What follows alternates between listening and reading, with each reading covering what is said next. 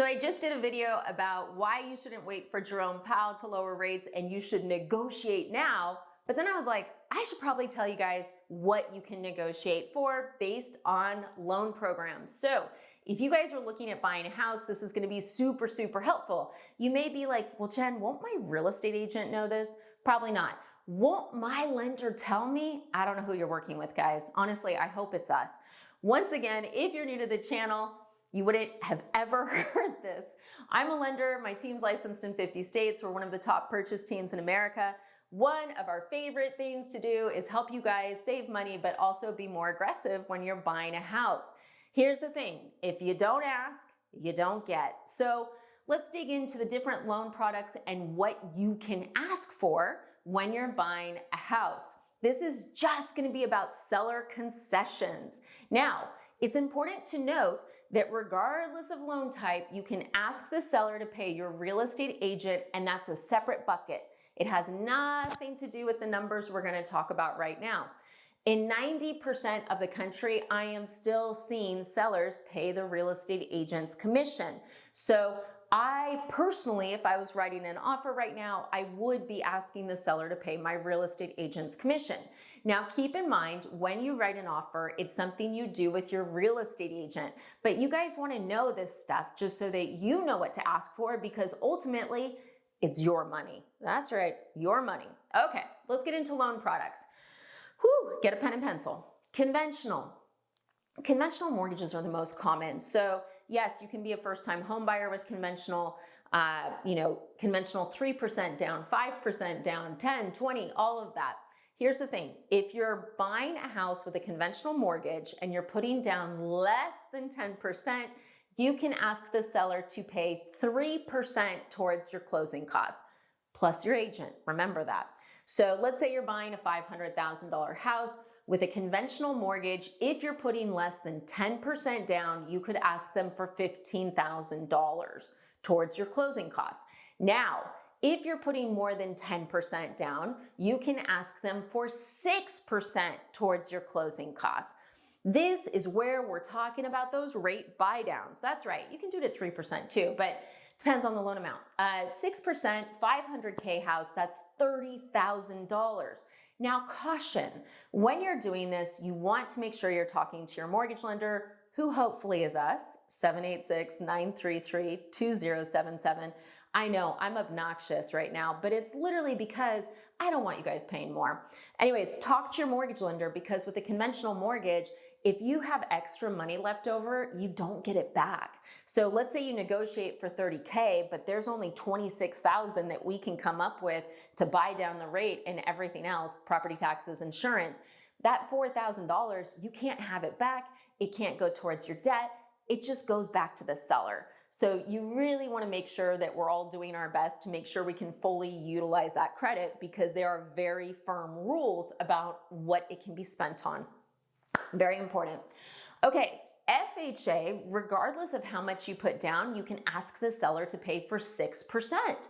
So sometimes if I have a buyer, let's say it's a first-time home buyer, they're doing, 3 to 5% down, $100,000 purchase, they need the seller to pay the closing costs. Sometimes we flip to FHA because it's the only way we'll get enough to close.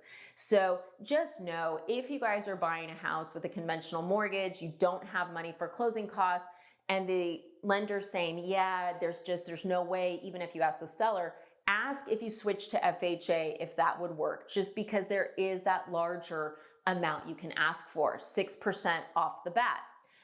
Now, with FHA, if there's money left over, it could go towards a principal reduction, meaning it could decrease the loan amount. So if you ask for that whole 6%, you're less worried about losing it. You still have to do your down payment. No matter what, you've got to do a minimum of 3.5% down with FHA, even if you've worked it so that the seller's paying all the closing costs and there's money going towards a principal reduction. The principal reduction is really if there's just a little bit left over. It's not meant to be huge amounts, okay? And once again, remember, with FHA, you can ask for 6% towards closing costs, a buy down, and in addition, you can ask them to pay your real estate agent's commission, okay? VA is the best. I'm just gonna say it. When it comes for asking for seller concessions, VA is the best. I recently wrote an article that Housing Wire has published, is publishing, that is about how if everyone else followed VA, we would have way more people in houses. Let me tell you why. So with VA, you can ask the seller to pay all your closing costs, a rate buy down, and I snapped, up to 4% towards your debt. Yeah, America is drowning in debt right now. So we do it all the time with veterans where it's like, okay, buying a $500,000 house, great. We're gonna ask them for, 3% or 4% for closing costs, and we're gonna ask them for 4% for your debt. We're gonna pay off this car. We're gonna pay off this credit card. And it makes buying a house more affordable. It's really a good guideline. And sometimes people are like, oh, but if you're paying off debt, won't they just get in more? And 2008. Guys, VA has been doing this forever. And no, like everything I see is that when we pay off stuff, no one wants to get back into debt. No one's like chomping at the bit so that they can, owe a payday lender 140% or some credit card 26%. No one wants that, right? You just end up trapped. So VA has this great way to clean up your finances, get the seller to pay your closing, buy down that rate, and get home. It would be great if these other loan programs moved to that, but they haven't. So we'll see. We'll keep an eye on that. We'll cross our fingers. Maybe my article will change the world. You gotta try, right? You gotta try.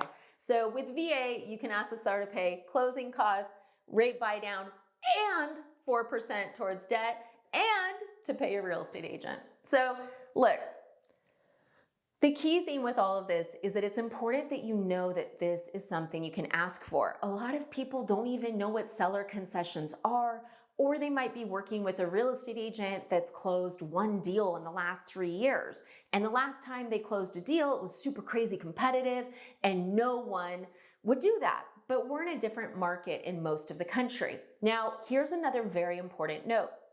Sometimes I'll hear from people, well, I'm looking at new construction because they said they'd pay $10,000 towards closing costs. Guys, if you're in a market where there's new construction, the older houses have a lot of pressure on them as well. Ask them.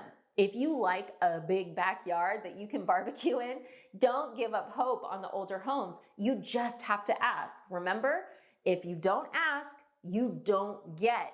Now, the other thing is, if a house is advertising, for instance, we will pay $5,000 towards your closing costs. Would I ever assume that's the max? No. That's what you guys need to know about all of this. The list price is what the seller wants. It may be based on reality, it may not. Having your agent get comparable sales, showing you what has sold in the area that's similar, is the best way to gauge if it's reality, right? There's still a lot of sellers around the country. I was looking at a house the other day where they bought a house in 2022 and they were thinking that it was worth 40% more now.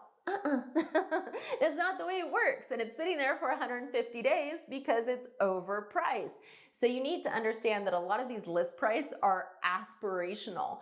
And then beyond that, just because someone's not offering to give you money doesn't mean they won't. This is a negotiation. And as someone who's done this for 18 years, we're across the country. I see it all, guys. If you don't ask, you don't get. So I really want you to approach this market as, okay, you need to find a house that you like, that you want to live in, ideally for at least 3 to 5 years, okay? And then you want to make sure the payment's going to be a benefit, not a burden, right? You don't want to get in over your head. And then how much can we shake from the seller to make this payment even lower, to make it so you're coming in with less cash? Because regardless of your financial situation, it's always good to make sure you have some money left over after you buy so that if something breaks, you don't have to get into debt. Because I'll hear that sometimes. I'll hear, well, Jen, I don't need to ask for closing costs. And I'm like, but you'll only have $500 left over. Well, that's okay. No, it's not. We're in a market right now where the odds are you can get the seller to pay your closing costs in most parts of the country. So let's get the money. Clap along. I don't know, guys. I did just have a coffee that may be the reason why. It had chocolate in it too. Anyways, so look, I hope this video has been helpful. I don't want you guys waiting on the sidelines forever between the drama with Jerome Powell, Trump, the 10-year Treasury, mortgage-backed securities. Like, There's a lot of opportunities right now, and it is why I'm seeing investors in the market. Sorry, last thing. If you are an investor and you're using a conventional loan, the max you can get is 2%, plus them paying your agent. So questions, comments, as always, please reach out, 786-933-2077. Thanks for watching.